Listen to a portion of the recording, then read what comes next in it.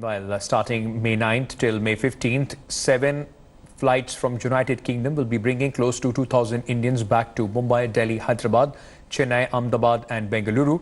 India Today spoke to Indians stranded in United Kingdom. It looks really bad on their part that they are charging a surprise amount of money for people to bring back. They're not considering that there might be people who really need to go back home and they might not have the money.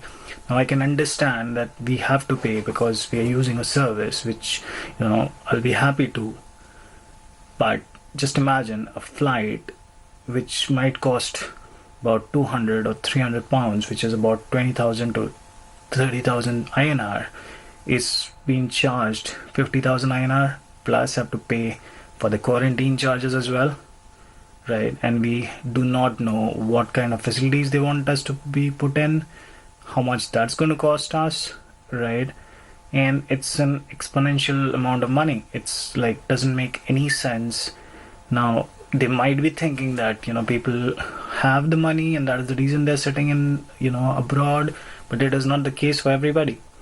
The maximum number of people who can be taken on these 7 flights from UK to India will be 2,000.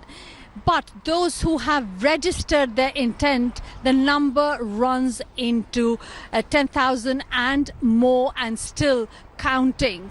So clearly there'll be a lot of dissatisfied and angry people here left in the UK wanting to go back to India.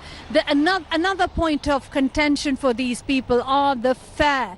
The fare is quite high, considering a lot of them have lost their ticket on their return journey for tourists and for many others, because the airlines are not refunding. They are primarily offering vouchers. Even for Air India flight, the refund will happen later. The fare that they cannot be adjusted in the particular flight if they are chosen to go back. Another issue that will come up is that of running out of visa.